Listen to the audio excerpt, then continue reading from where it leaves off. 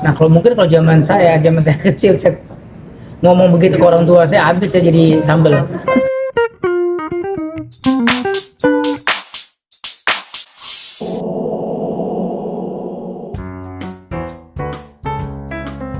Eh, Mungkin yang paling mencolok adalah gimana cara mereka men-treat orang lain sih. Cara mereka berpendapat sih yang bikin saya pribadi itu punya anak, saya terkaget-kaget gitu. Ya, bukan mereka yang salah ya. Ya kita sekolahin anak kan supaya mereka berani speak up, berani ngeluarin pendapat sendiri gitu. Ya, cuma kadang-kadang kita sebagai orang tua tuh nggak siap dengan seterbukanya itu, seberaninya itu mereka terbuka. Apa pengalaman? Ya misalnya paling sederhana itu kalau sekarang kayak di TV gitu, di TV misalnya kita udah terbiasa melihat tontonan-tontonan yang mungkin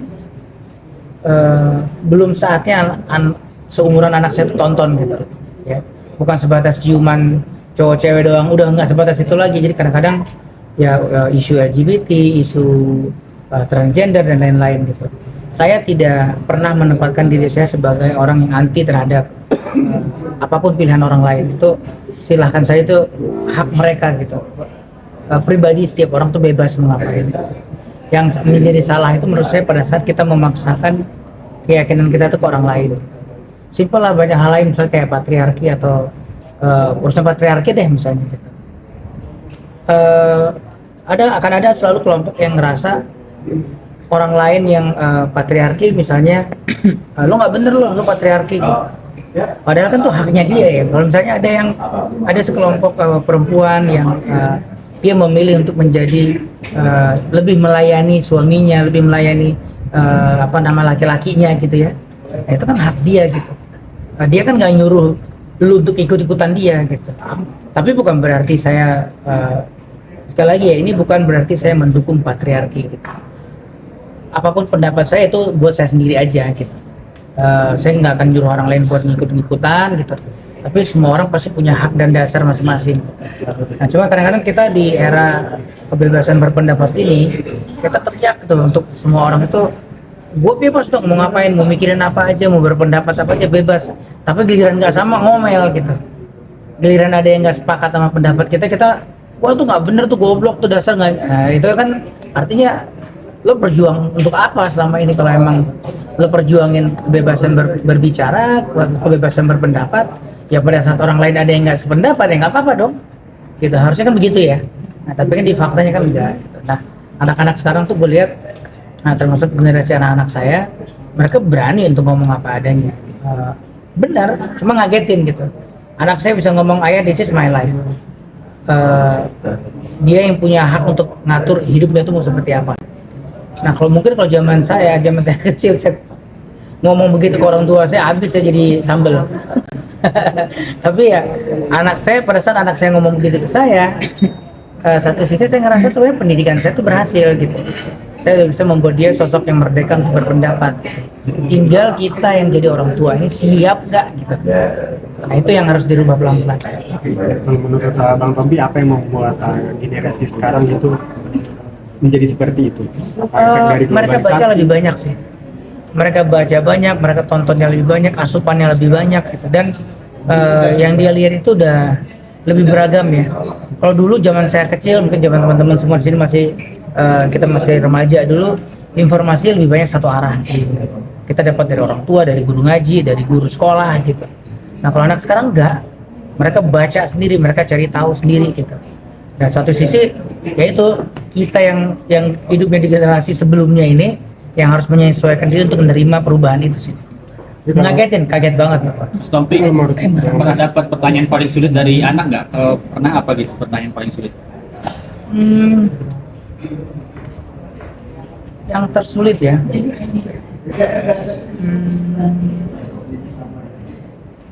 Sensitif banget sih sebenarnya pertanyaannya. Boleh di skip. Iya, pertanyaan itu sensitif banget. Ya anak gue tuh sebenarnya bukan anak gue yang nanya sih, gue justru yang nanya ke mereka gitu. Gue nanya konsep gender ke anak-anak gue. Tapi jawaban mereka menurut gue ngagetin sih. Gimana anak, dan gue rasa itu merefleksikan kondisi generasi Gen Z sekarang ya.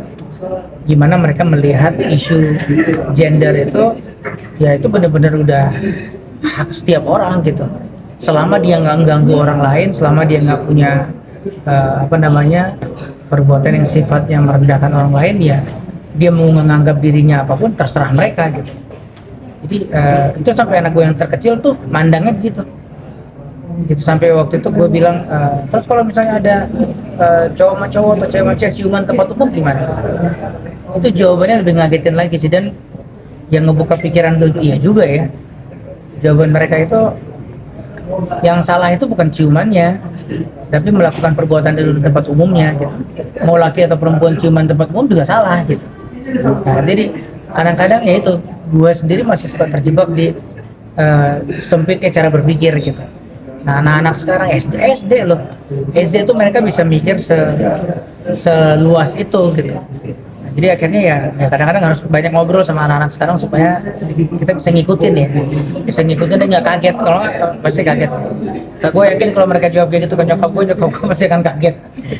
Tapi dengan adanya yang kayak gitu, dari lu sendiri apakah membebaskan mereka dengan hak berpikirnya atau mengarahkan ke cara berpikir Tompi sendiri? Ya. Gua rasa tugas kita orang tua tuh bukan nyetirin anak tuh harus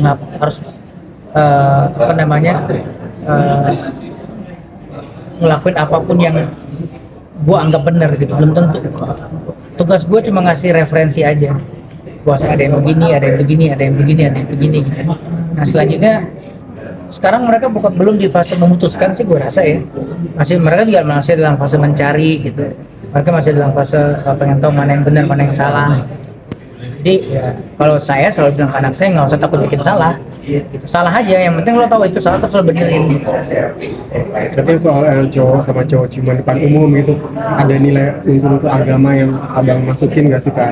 Oh iya, gue rasa ya itu pasti lah ya. Maksudnya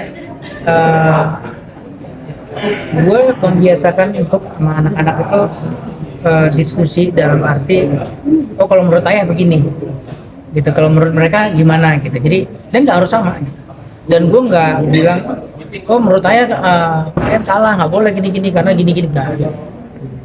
Tapi bahwasanya memberitahu bahwa di value yang gue anut gitu, di agama yang gue anut itu begini itu adalah harus gue sampaikan gitu.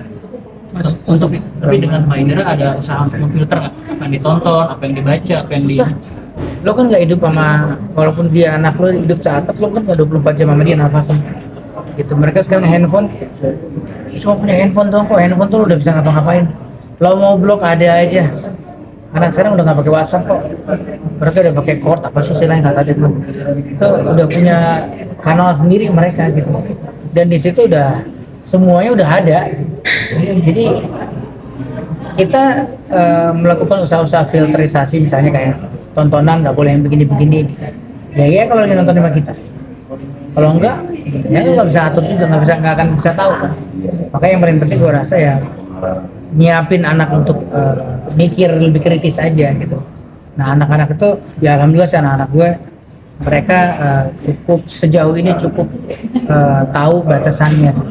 Ini boleh, ini nggak boleh. Terus kalau ada film kayak film yang 13 tahun ke atas aja, anak yang paling kecil tuh pasti nanya boleh ikut nonton nggak? Nah, biasanya gue lihat dulu kalau nggak ada adegan yang terlalu aneh-aneh. Cuma kadang-kadang kan 13 ke atas karena kekerasannya ya, karena berantem atau lain-lain. Tuh gue ajak gue temenin, kita temenin, nggak kita lepas sendiri. Mas, untuk belum ada khawatir dengan pergaulan nggak?